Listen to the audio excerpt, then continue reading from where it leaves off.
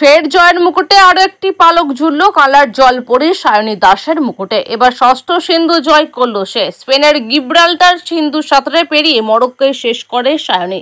সময় লেগেছে 3 ঘন্টা 51 মিনিট। তিনি এশিয়ার প্রথম মহিলা সাঁতারু যে ষষ্ঠ সিন্ধু জয় করেছেন।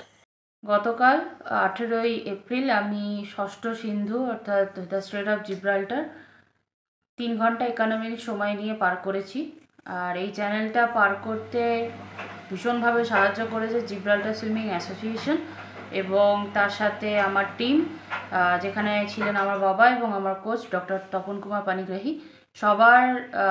সবাই মিলে এই প্রচেষ্টাটা করা হয়েছিল বলে এত স্মুথলি চ্যানেলটা আমি ক্রস করতে পারলাম।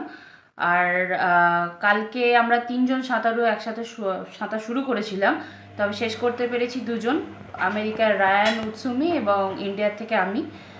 আর পরবর্তী লক্ষ্য আমার সপ্তসিন্ধু অবশ্যই শেষ করা। তার জন্য বাড়ি ফিরেই আবার প্রস্তুতি শুরু করব।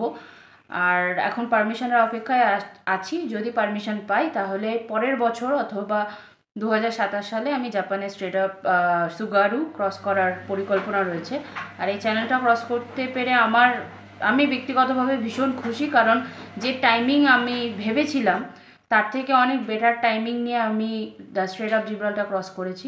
তো এটা আমার কাছে খুবই গর্বের। আর এটাই বার্তা যেসব খেলোয়াড়রা নিজের প্রচেষ্টায় এগিয়ে যাচ্ছেন তাদেরকে এটাই বলার যে পাশে কেউ থাকুক না থাকুক নিজের কাজটা নিজেকেই করে যেতে হবে। Thank you.